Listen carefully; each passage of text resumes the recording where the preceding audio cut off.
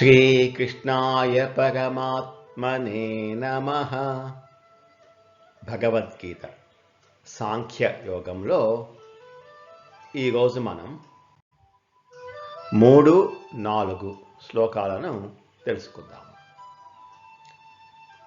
శ్రీకృష్ణ పరమాత్మ అర్జునుడికి చేస్తున్నటువంటి ప్రాథమిక ఉపదేశాన్ని మనం వింటున్నాము. ఆ ఉపదేశాలు మన మనస్సులకు తాకేటట్టుగా మనం అర్థం చేసుకుంటున్నాము. ఇంతకుముందు శ్లోకంలో శ్రీకృష్ణ పరమాత్మ, ఓ అర్జున, నీవు శుద్ధమైన స్వభావం కలవాడివి, అటువంటి నిన్ను ఈ మాలిన్యము ఎందుకు ఆవహించింది? అందులోనూ ఈ విషమకాలంలో, ఈ కష్టకాలంలో యుద్ధం చేయవలసిన ఈ సందర్భంలో ఈ మాలిన్యము ఎందుకు వచ్చింది? ఎలా వచ్చింది? ఎక్కడి నుంచి వచ్చింది? ఈ రకమైన ప్రవర్తన శ్రేష్ఠులు ఎవరు ప్రీతిగా సేవించలేదు. ఇది స్వర్గాది మంచి లోకాలకు కారణం కాదు. ఈ లోకంలో మంచి కీర్తికి ఇది కారణం కాదు అని ఉపదేశించాడు. ఇంకొక అద్భుతమైన ఉపదేశాన్ని పరమాత్మ ఇప్పుడు ఇస్తున్నాడు. 3వ శ్లోకం.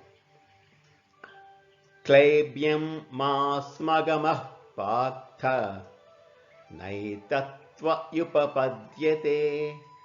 క్షుద్రం హృదయ దౌర్బల్యం త్యక్తోత్తిష్ఠ పరంతప. ఓ పార్థ, అర్జునుడా, క్లైబ్యం చేతగానితనాన్ని, మాస్మగమః పొందవద్దు, నీవు చేతగాని వాడివి కావద్దు. నైతత్ త్వయుపపద్యతే, ఇది నీకు సరి అయినది కాదు. నా ఏతత్ త్వయి ఉపపద్యతే, ఇట్లాంటి చేతగానితనము నీకు యుక్తమైనది కాదు.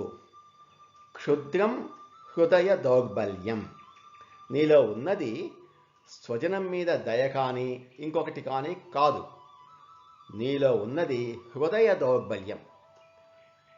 ఏదైతే ఇంతకుముందు దయ కాదు, మాలిన్యము కాదు అని చెప్పాడో, ఇప్పుడు పరమాత్మ ఏకంగా అది హృదయ దౌర్బల్యం అని చెప్తున్నాడు. నీ హృదయంలో ఉన్న ఒక దుర్బలత్వం, అది ఎలాంటిది? క్షుద్రం, చాలా స్వల్పమైనది మరియు నీచమైనది కూడా. నిన్ను కూడా ఒక నీచ భావానికి గురి చేస్తున్నటువంటి ఈ హృదయ దౌర్బల్యాన్ని త్యక్త్వా, విడిచిపెట్టి, ఉత్తిష్ట, లే, యుద్ధానికి లే, యుద్ధం చేయడానికి సన్నద్ధం. నువ్వు ఎలాంటి వాడివి? పరంతప, శత్రువులను చూస్తేనే కాల్చేసేవాడివి. శత్రువులను సంహరించడం కాదు, శత్రువులను అర్జునుడు చూస్తే వాళ్ళు నిలువునా కాలిపోయేంత పరాక్రమము ఉన్నవాడు అర్జునుడు. అలాంటి వాడివి నువ్వు. నీకు ఇలాంటి హృదయ దౌర్బల్యం తగదు. కాబట్టి లే, వెంటనే లేచి నీ కర్తవ్యాన్ని నిర్వర్తించు అని శ్రీకృష్ణ పరమాత్మ ఉపదేశం చేస్తున్నాడు. నేను స్వజనం మీద దయతో కదా యుద్ధం చేయను అంటున్నాను, పిరికితనంతో కాదు అంటావేమో. నీకున్నది దయ కాదు, నీకున్నది క్షుద్రం హృదయ దౌర్బల్యం. నీ మనస్సు దుర్బలము అయిపోయినది. ఎందుకు నీ మనస్సు దుర్బలము అయిపోయినది పార్థ? పార్థ అంటే పృథకుమారుడు అనే కాకుండా విశాలంగా ఆలోచించేవాడు అని కూడా అర్థం. నువ్వు విశాలంగా ఆలోచించటం లేదు. ఆలోచించకపోవటం వలన నీ హృదయం దుర్బలమైపోయినది. నీది హృదయ దౌర్బల్యమే కానీ దయ కాదు, కృప కాదు, స్వజనం మీద ప్రీతి అంతకంటే కాదు. ఎందుకంటే అది ఈ క్షణమే వచ్చినది. యుద్ధ సన్నాహాలప్పుడు కూడా నీకు లేదు. కాబట్టి ఉత్తిష్ట పరంతప. ఇక్కడ ఒకటి గమనించాలి. పరమాత్మ అర్జునుడిని ఈ 2 శ్లోకాలలో కూడా, అంటే 2వ శ్లోకంలో కానీ 3వ శ్లోకంలో ఒక విధంగా చెప్పాలంటే తిట్టినట్టే చెప్పాడు. కుతస్త్వా కష్మలమిదం, నీకెందుకు ఈ మాలిన్యం వచ్చింది అన్నాడు. ఇక్కడ నువ్వు చేతగాని వాడిగా ఉండొద్దు అని అన్నాడు. మన లౌకిక భాషలో చెప్పాలంటే తిట్టాడు. కానీ అర్జునుడికి పరమాత్మకి ఉన్న సంబంధం గురు శిష్యుల సంబంధం కాబట్టి అర్జునుడు దాని గురించి ఏమనుకోలేదు. ఎందుకంటే గురువు నన్ను తిట్టాడు అనేసి పాజిటివ్గా తీసుకున్నాడు. ఇది ఒక శిష్యుడికి ఉండవలసిన లక్షణం. ఇది మనందరికీ కూడా ఒక ఉపదేశం. హృదయ దౌర్బల్యంతో ఉండకూడదు. అప్పుడు శ్రీకృష్ణ పరమాత్మ ఉత్తిష్ట అని చెప్పినట్లుగా అనుకుందాం. క్లైబ్యం మాస్మగమః పార్థ నైతత్వయుపపద్యతే క్షుద్రం హృదయ దౌర్బల్యం త్యక్త్వోత్తిష్ట పరంతప. ఓ అర్జున, నీవు చేతగాని వాడివి కావద్దు. ఇది నీకు సరి అయినది కాదు. నీచమైనటువంటి హృదయ దౌర్బల్యాన్ని విడిచిపెట్టి లే, యుద్ధం చేయడానికి సన్నద్ధం అవ్వు ఓ పరంతప అని చెప్పాడు. తర్వాత శ్లోకంలో అర్జునుడు చెప్తున్నాడు. 4వ శ్లోకం. అర్జున ఉవాచ కథం భీష్మమహం సంఖ్యే ద్రోణంచ మధుసూదన ఇషుభిః ప్రతియోత్స్యామి పూజార్హా వరిసూదన. ఓ మధుసూదన, మధువు అనే రాక్షసుడిని చంపినవాడా, నువ్వు రాక్షసులను చంపినవాడివి, దుర్మార్గులను చంపినవాడివి.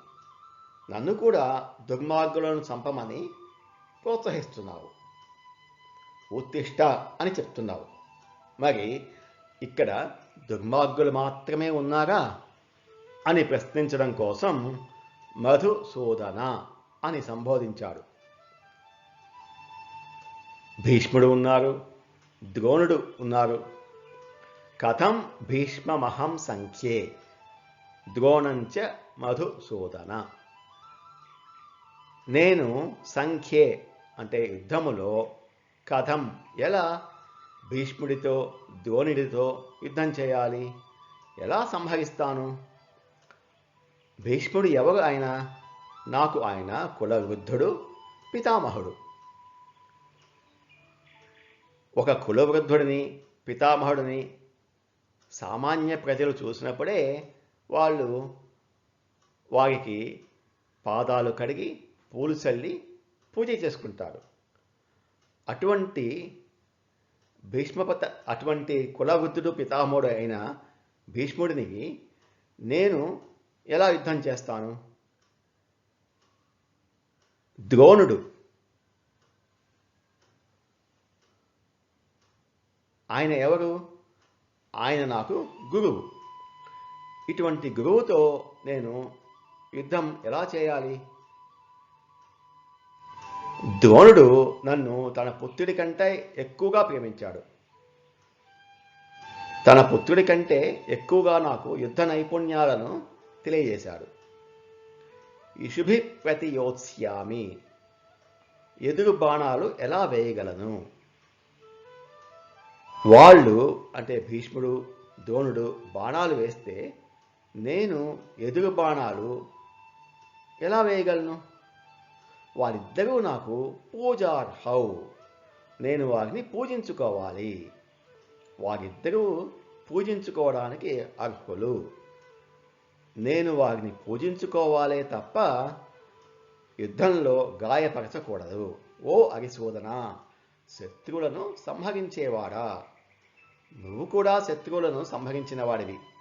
మరి భీష్ముడు, ద్రోణుడు నాకు శత్రువులు కాదు కదా, పూజింపదగిన వారు. మరి నేను వారిని ఎలా సంహరించగలను? నువ్వు శత్రువులను సంహరించమంటే సంహరిస్తాను, కానీ నాకు ఎదురుగా ఉన్నది అందరూ శత్రువులు కాదు, కొంతమంది పూజనీయులు ఉన్నారు. మరి నేను వీరి మీద బాణాలు ఎలా వేయగలను అని పరమాత్మకు విన్నవించుకుంటున్నాడు అర్జునుడు.